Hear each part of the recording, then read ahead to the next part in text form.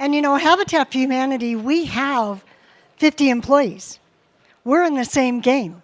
So we have employees at our beautiful Restore, we have our admin team, and we have a construction team.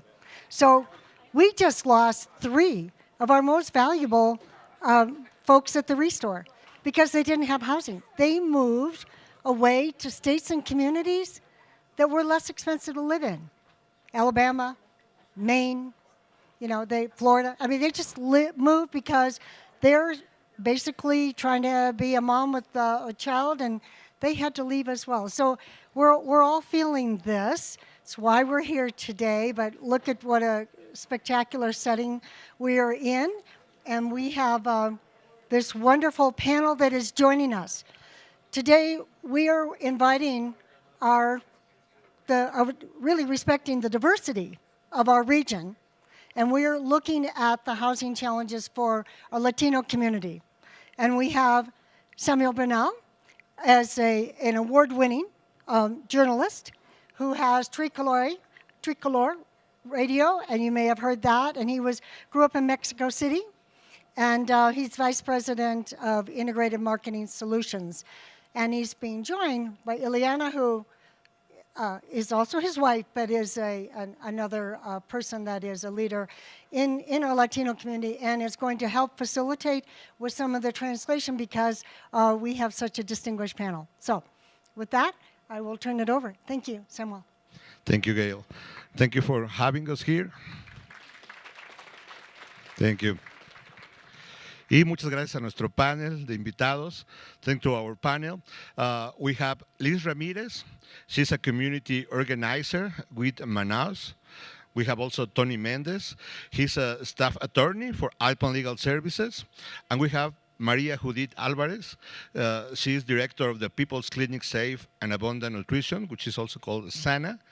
And this panel, it's important too, because as you might know, the Latino community in Garfield and Eagle County is 30%, and in the case of Pitkin County is 19%. So we hope we can give you a picture of how it is. What we want to also underline that we are not a monolithic community. Every individual is a world, and there are lot of points of view, but it's our perspective. So before we go with them, there's going to be the trailer of the video, A Decent Home.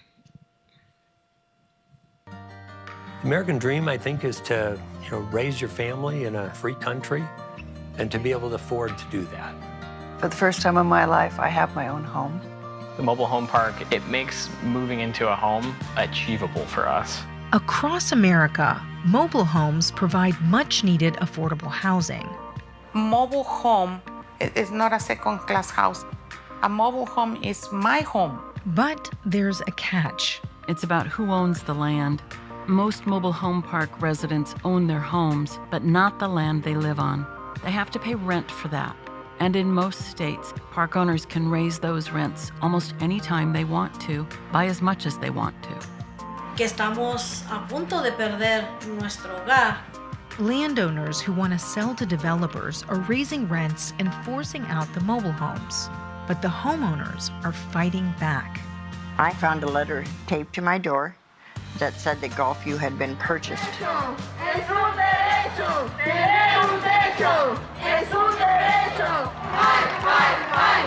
Housing is a human right. I would like to ask everyone present to stand if the following applies to you. If you are someone currently seeking stable, affordable housing, if you are in favor of taking bigger and bolder steps to prevent displacement and provide dignified and affordable housing for those who need it. Who will win, the landowners or the mobile home owners? I think mobile home parks are an important part of the answer to the affordable housing crisis. Not if the land belongs to us. We are not just dollar signs on a lot number. We are a real community, real people. And we're fighting this. We are taking the reins and we're taking that power for people. A Decent Home on America Reframed. Watch on World Channel and in the PBS app. Thank you. Okay, so I would like to start with the presentation of Liz Ramirez. She's well known in the Latino community, and she's been helping a lot of families in terms of housing, and she knows a lot about mobile home parks. So please give an applause to Liz.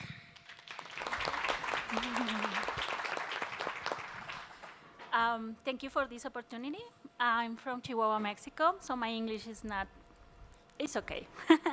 I came to live in this valley in 2005. Right now I'm helping the Roaring Fork Community Development Corporation. Sorry, I'm a little bit nervous. Pilot a new model for preserved mobile home communities. We are working with residents so they can build a cooperative and where the residents can be the owner of these parks. You will hear more about later with Andy. So I'm the connection with the Latino community. I have been working with in other projects with mobile home parks, and with another institutions.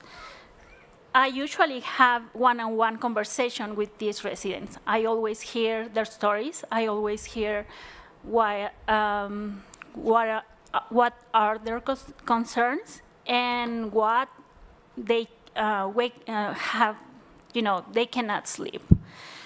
So in this valley, it is 55 mobile home communities and around 3,000 trailers and around 15 to 20,000 people living in these communities. So we have noticed that big corporations from out of state are looking to these communities, and then are buying these communities in our valley. So, and they are increasing like radical the rent. So it's a big problem. And I have one example is Apple Tree in Newcastle. I don't know if you know, but this community was owned by a local family, and I believe in 2021 they sold it to a big corporation. And they used to pay $425 before they sold it. And now the new resident has to pay, I believe, around $800. And used to be include the water. Now they have to pay water separately. And then,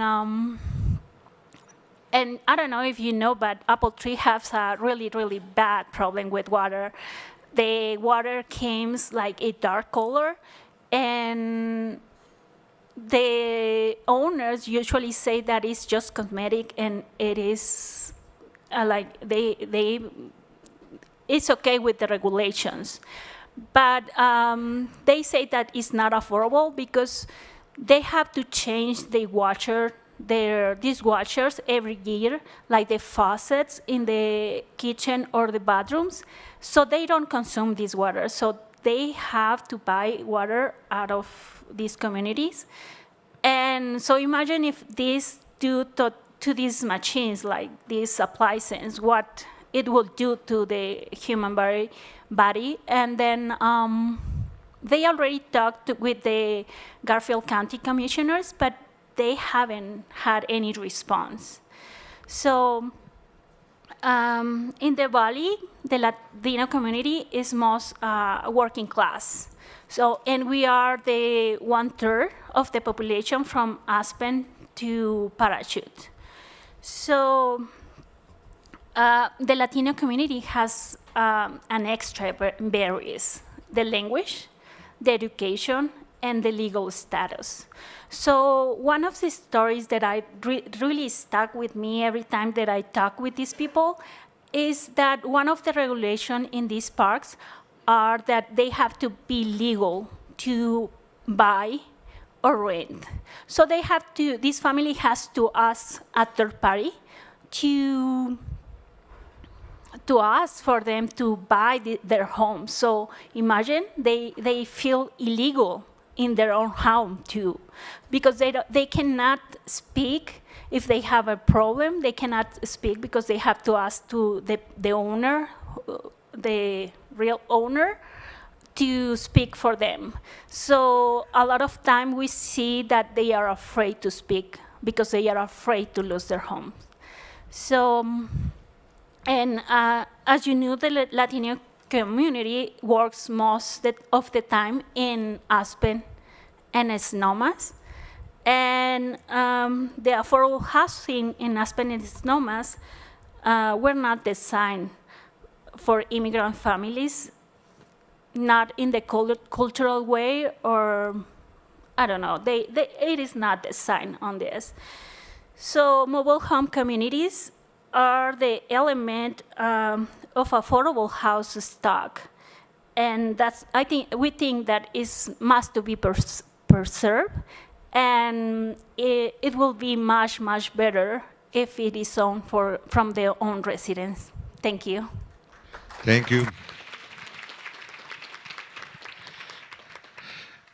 There are a lot of questions usually by the community about the legal issue, and I don't know what will we do if Alpine Legal Services didn't exist in the Valley, because we always refer them for questions. So I'm very happy to have Tony Mendez, staff attorney in Alpine Legal Services. Please welcome him. Good morning, everyone. My name is Tony Mendez. I'm a staff attorney with Alpine Legal Services. I'm also an adjunct professor at Colorado Mountain College, but I'm not here representing Colorado Mountain College today. I'm here on behalf of Alpine Legal. I've been working with Alpine Legal Services for about 2 years now. I grew up in the mobile home park community here in Algebel. The Crawfords own the property here. My parents still live there. Alpine Legal Services has been around since 1987. It was originally called Garfield County Legal Services in Glenwood Springs, and then it merged in 2004 with Roaring Fork Legal Services, which was serving the Aspen area. Those two organizations were around since the 1980s. Currently, Alpine Legal Services' mission is to advance justice in our community and to improve lives through legal advocacy, outreach, and education. We do a variety of work at Alpine Legal Services. At the moment, I'm under 4 or 5 grants, and when it comes to the housing grant, the Eviction Legal Defense Fund, I'm only funded to do 7 hours a week when it comes to housing issues from Aspen to Parachute. Technically, I'm here under that grant today, so the full 8 or 9 hours that I'm here is time that is getting taken away from people who are potentially losing their housing. I get kind of emotional with this, mainly because it's a topic that is near and dear, I think, to all of us. I think, I recognize many people in this room today, right?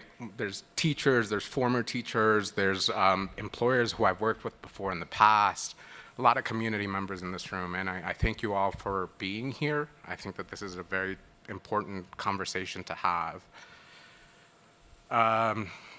Again, we do a variety of work, things from Victims of Crime Act work, helping people who are victims of domestic violence with civil protection orders, divorce, custody cases. We do elder law, or we handle issues with elderly folk, things like simple estate planning, guardianship, conservatorship. We do things like just a variety of civil legal aid issues from Aspen to Parachute. When I first took this job, I was actually living in Edwards. My wife works at the Vail Valley Partnership, another chamber in the Vail Valley region. And I really pushed for Alpine Legal to expand to that valley because that is considered a legal desert, meaning that there isn't really a community aid organization like Alpine Legal Services there. Really difficult in the sense of what's happening here in this community. And so for today's purposes, I'm really going to focus on the housing needs and challenges for the Latino community, although there are general legal housing needs within the just general community as well. One of the biggest challenges in the Latino community is just unlawful evictions. So in order to evict a person, a landlord needs to go through court process, but instead landlords are using intimidation tactics or extortion to make tenants move out. Enforcing the people's rights is usually the hardest part, especially when organizations that are made for defending people's rights are usually understaffed and underfunded. Actually, Colorado is on the bottom 5 legal aid, Colorado is in the bottom 5 of funding for legal aid organizations in the country. People tend to be intimidated by landlords with threats of reporting them to immigration officials if they seek court processes or protection. There was actually a change in the law, I think in 2021, that made it illegal to threaten to report someone to immigration services for seeking legal processes. So that has been a loophole that was modified at the legislative level probably 2 years ago or a year and a half ago, which has helped, but people are still afraid of just seeking injunctions or remedies through the court system just because they think that they're going to be having to face other immigration legal actions. So what do? They tend to move out instead of seeking relief from the courts. They also tend to lose their security deposits. So that's one of the issues, really, unlawful evictions. And generally, as a whole, when it comes to housing or landlord-tenant issues in the Valley, there are multiple issues. Things like the Mobile Home Park Act, which came into effect in 2019 and has been modified every year since then. There's still modifications happening, but it's a fast-changing area of the law. Things that are in the Mobile Home Park Act, where a great majority of Latinos live, are things like the sale of the land, change of use of the land, increase in rent, or water issues, formation of resident-owned communities, or governance of these organizations. Imagine it like a HOA or like a homeowners association. It's very similar, but it's specifically for mobile home communities. I went to law school in Vermont. I worked in the energy clinic there, and we did solar income or community solar development for low-income housing, resident-owned communities, actually, in New Hampshire. New Hampshire's had resident-owned communities for 40 plus years. The ROC model is not a new model, but it's new to Colorado. Thistle Rock is one of the partners that we have out of the Boulder area that helps us with conversations and education regarding resident-owned community formation and governance. Other issues that come up with the Mobile Home Park Act, financing of these purchase and sales of land. Let's say that a community decides to come together, form a resident-owned community, offer to buy the land from a private owner. They have to have financing. And usually, right now, I think it's 120 days that they have from the time that they get this notice of the sale of land. Or they could go to the landlord without it actually being on the market and offer to purchase the land. But the financing part of it is really difficult, and the formation and governance aspect of resident-owned communities. There's a lot of landlord-tenant issues up and down the Valley. And there are issues when it comes to enforcement and compliance with things like housing and urban development, low-income housing tax credit properties, people who are disabled, people who are elderly. They're the ones who are really getting squeezed out of the market in this area from Aspen to Parachute. And really the organization that is in the prime location to help defend their rights is the one that is struggling the most, I would say, when it comes to finding lawyers. And if you have more lawyers, you need housing for those lawyers. So it's a really very interesting situation. So, I'll leave it at that. I don't want to take too much time. Gracias, Tony. Thank you. Y ahora tenemos a Maria Judith. Maria Judith is basically, every time there is an event that has to do with Latinos, she'll be there. She's also, when I go to the doctor, she's there. And it's kind of embarrassing because she knows everyone. So when I hit the scale, it's like, oh, she knows my way too. And let's welcome Maria Judith, please.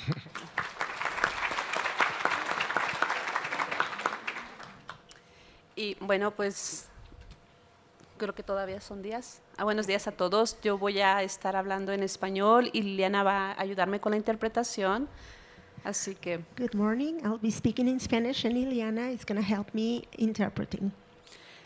Yo soy una madre de un niño de 14 años. He vivido aquí en Glenwood Spring por más de 14 años. I am the mother of a 14-year-old boy, and I have lived in Glenwood Springs for over 14 years. Y como dice Samuel, tengo el privilegio de trabajar en mi comunidad y con mi comunidad. I have had the privilege of working in my community and with my community. Y yo vivo en un parqueadero que se llama Cavernas Spring. Está enfrente del, yo le llamo el gasolín, pero es CMC. I live in a mobile home parking lot called Caverns Springs for over 3 years at CMC, in front of CMC. Yeah. Y recientemente lo que ellos estaban comentando, el parqueadero se puso en venta y viví el estrés con mis vecinos de que no sabíamos si el nuevo vendedor iba realmente a quedarse ahí o iba a venderlo y pedirnos que nosotros nos desalojáramos, así que fue un estrés de varios meses y angustia. Recently, me and my neighbors lived through the stress and the anguish of knowing that this place was up for sale, and the fear and uncertainty of not knowing if the owner was going to remain there, if he was going to ask them to move and vacate the place. Y bueno, trabajamos muy de la mano con John Fox para crear una cooperativa, como lo estaba mencionando Tony. So as Tony mentioned, we worked together with John Fox from Manaus to create a neighbor cooperative. Pero logramos hacer todo, tocamos puertas, conseguimos los miembros de las viviendas porque tenía que estar más del 50% de acuerdo para poder hacer esta cooperativa y tratar de comprar. We created a group of neighbors determined to seek the possibility of buying the place, and we knocked on doors to invite everyone to be a part of this cooperative because we needed the majority of the neighbors there. We ended up having the majority of the neighbors, and they joined this community. Lamentablemente, pues no pudimos comprarlo. El precio fue exageradamente alto para poder pagarlo nosotros como residentes, pero fue una gran experiencia ver cómo cada uno de los vecinos quería tratar y trataría de hacer lo que más pudiera para que esto se pudiera hacer realidad, tener una casa sin miedo a que te desalojen. Unfortunately, we could not buy it. It was impossible due to the excessive high price demanded by the parking lot. But it was a great experience to work and see how each neighbor wanted and tried their best to make this happen and live without fear of being evicted of the place that you call home. Y bueno, yo creo que ustedes están aquí porque realmente sí hay una necesidad en el Valle. Creo que todos son gente muy talentosa y tienen mucho poder para hacer cambios y eso no está en mi escrito. Pues dar las gracias por que están aquí. Oh, I want to thank you all. I know that you are all very influential people in the Valley, and I want to thank you because I know that you can make change happen. Y la verdad que yo quisiera terminar con una frase que dice de Maya Angelou: el anhelo de un hogar vive en todos nosotros. Pasamos muchas barreras, como lo acaba de decir Liz y Tony, y la verdad que creo que todos merecemos tener un hogar, ¿no? Donde podamos cumplir nuestras necesidades básicas y sentir que estamos a salvos y seguros. And I would like to end with Maya Angelou's quote: "The ache for home lives in all of us, the safe place where we can go as we are and not be questioned." Yep. And that's it.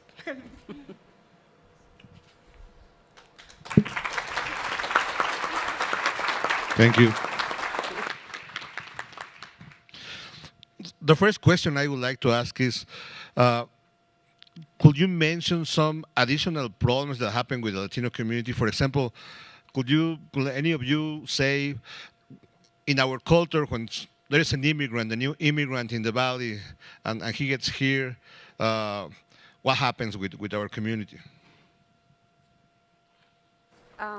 Bueno, yo puedo compartir mi experiencia. Viví con más de 7 años con mi hermana. I could share my experience. I lived with my sister for more than 7 years.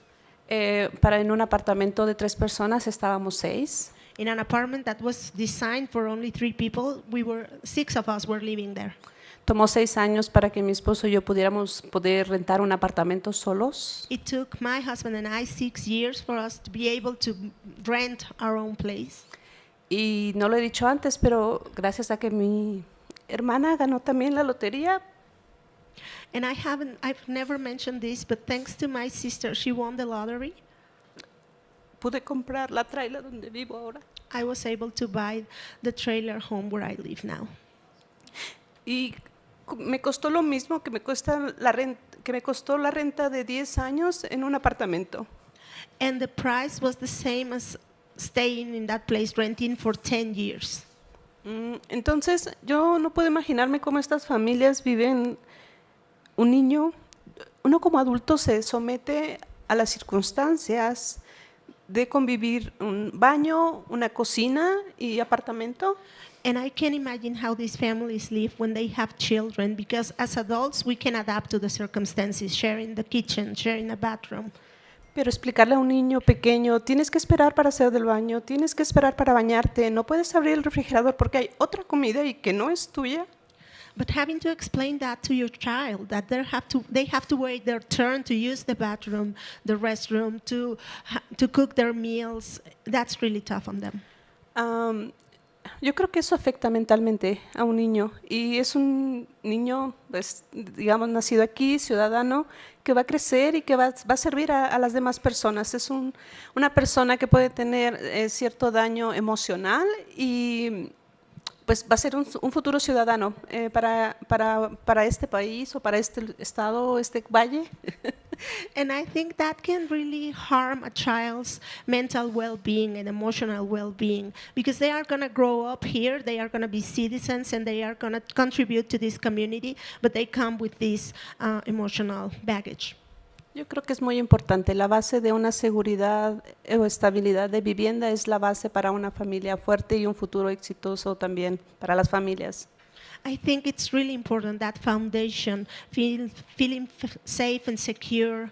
That's the foundation for our families and our future generations. Gracias, Judith.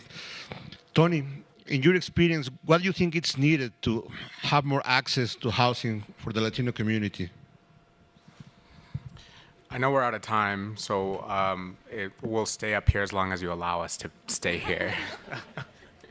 I mean, access is really the biggest need in the Latino community, access to financing, breaking down barriers regarding their immigration status, for example, mainly because if the workforce housing in this area, or if 30% of the population is Latino in some counties, or 19% is Latino, and they don't have access to housing, the system is not going to work.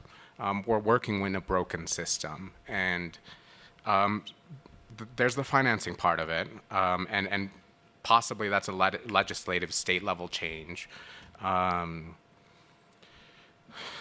Legal, making legal aid a legal right, or making, like other states or counties have done, making housing a right, and funding legal aid organizations, whether it's through taxation or some other way to allow for people to get access to lawyers, community lawyers they're called, or civil legal aid attorneys who can really be on the ground, boots on the ground, not in Denver, not in Boulder, but here, listening to people and giving people the time that they deserve, and to be the opportunity to be heard in the judicial system. Yeah, and we need more lawyers. I know I wrote a column actually in the Sopra Sun, I think it was posted in the Aspen Daily News recently, talking about how it sounds a little cliche, but in this community what we need is more community legal aid attorneys or community lawyers, people who are willing to stand up for the little guy, who put people over profits, and want to really make a change, a lasting community change here throughout the Valley. And that's really difficult to do when the system is set up in a way that essentially forces people, lawyers, to go into private practice. Thank you, Tony. And the last but not the least, and we only have like 2 minutes left, but please, you are one of the persons who drive every day from Rifle to Aspen. What do you think what kind of housing do we need, and where? Well, I think one design for a working class families, it is we are willing, as Hispanic, we are willing to drive. But yeah, I think we have to have more that kind of spaces. Doesn't matter if it is a trailer, doesn't matter if it's an apartment or a house. House will be perfectly, but we don't have the space. We know that.